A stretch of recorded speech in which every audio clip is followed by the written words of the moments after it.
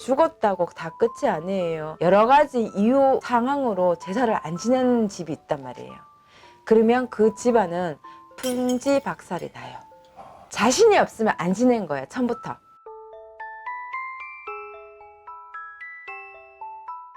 선생님 안녕하세요. 안녕하세요.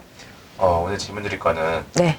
제사를 지내는 사람도 있고 제사를 안 지내는 사람도 있는데 네. 제사를 꼭 지내야 될까요? 제사는 우리나라는 유교 문화잖아요. 우리나라는 조상 숭배예요. 제가 앞전에도 말씀을 드렸는 것 같은데 뿌리 없는 나무는 없어요. 우리는 조상 없이는 우리가 태어나지를 못했어요. 조상이 없는데 우리가 태어날 수는 없잖아요. 시대가 변해서 요즘은 납골당도 많이 생겨요. 성묘라는 문화가 앞으로 점점점 줄어든다고 저는 생각을 해요. 그러면 제사라는 문화도 점점점 줄어들겠죠. 제사는 지내고 안 지내고는 본인들이 알아서 하시는 거예요. 근데 다만 제가 여기서 말씀을 드리고 싶은 거는요. 자신이 없으면 안 지낸 거예요, 처음부터. 근데 제사를 지내다가 여러 가지 이유 상황으로 제사를 안 지내는 집이 있단 말이에요. 그러면 그 집안은 풍지박살이 나요. 예. 제가 이것도 실제로 상담을 받았기에 제가 말씀을 드리는 거예요. 부부 사이가 굉장히 좋았대요. 4년을 갔다가 돌아가신 시아주버님 제사를 지내줬대요. 근데 남편이 외도를 해가지고 이혼을 하게 됐대요. 그러고 나서 여자분이 제사를 안 지내버렸대요. 근데 딸이 자꾸 옆에 뭐가 있는 것 같이 느껴지더라는 거예요. 꿈자리도 계속 사나워서 잠을 잘 때 딸은 불을 켜놓고 잔대요. 그리고 항상 비계를 들고 자기한테 온대요. 잘 때. 새벽마다. 왜 왔냐 그러면 옆에 누가 누워있는 것 같아. 옆에 누가 쳐다보고 있는 것 같아. 그래서 어디를 가서 물어보니까 제사를 지내주라 그러더래요. 근데 생각을 해보세요, 실장님. 이미 나는 이혼을 해버렸는데 지내줄 이유가 없잖아요. 그리고 그걸 무시를 해버렸대요. 근데 이 딸이요, 크면 클수록 강도가 더 심해지더라는 거예요. 여름에도 춥다고 이불을 덮고, 두꺼운 이불 덮고 있고, 아니면 긴팔 입고 있고, 아니면 자꾸 옆에 뭐가 보인다고 그러고. 그래서 저한테까지 오셔서 의뢰를 했는데, 자, 청춘에 죽었어요. 결혼도 안 했어요. 근데 이분이 제사를 지내줬단 말이에요. 자, 근데 어느 날 갑자기 제사를 안 지냈어요. 오갈 데가 없잖아요. 그러니까 자꾸 나한테 오는 거예요. 이 집에 혼백이 그냥 눌러붙은 거예요. 자기를 알아달라고 조카한테 앵겨 붙은 거나 마찬가지예요.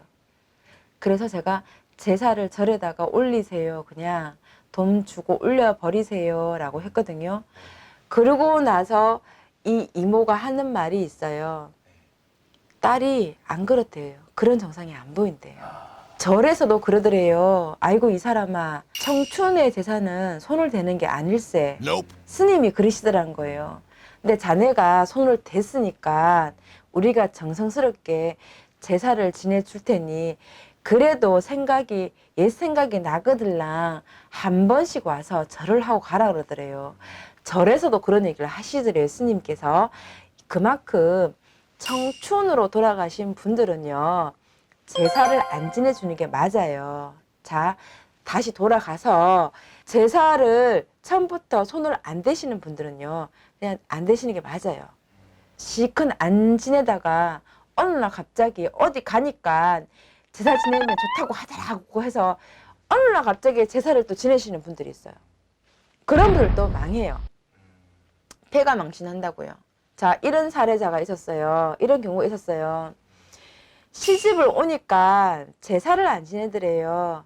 이 남편은 일찍 아버지 엄마를 다 여의었어요. 근데 자기가 이미 시집을 오니까 제사를 안 지내더라는 거예요. 8년이라는 시간 동안 자기들이 안 지내다가 큰 집의 어르신들이 나이가 드니까 너가 이제 장가를 갔으니 너가 지내라고 하더래요. 뭐 물어갖고 8년 만에 시어머니, 시아버지 제사를 지냈는데 지내고 나서 그 뒷날이 중요했어요.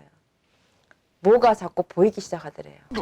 선명하게는 아니지만 뚜렷하게는 아니지만 물체가 지나가는 걸 봤대요. 그걸로 끝난 게 아니라 갑자기 화열을 냈대요. 갑자기. 그래서 병원에 실려갔는데 병원에서 아무 이상이 없었다는 거예요. 제가 제사를 지내지 말라고 했어요. 왜냐하면 아들이지만 제사를 아들한테 받고 싶은 생각이 없는 거예요. 이 아버지께서는. 자기 동생한테 제사를 받고 싶은 거였어요.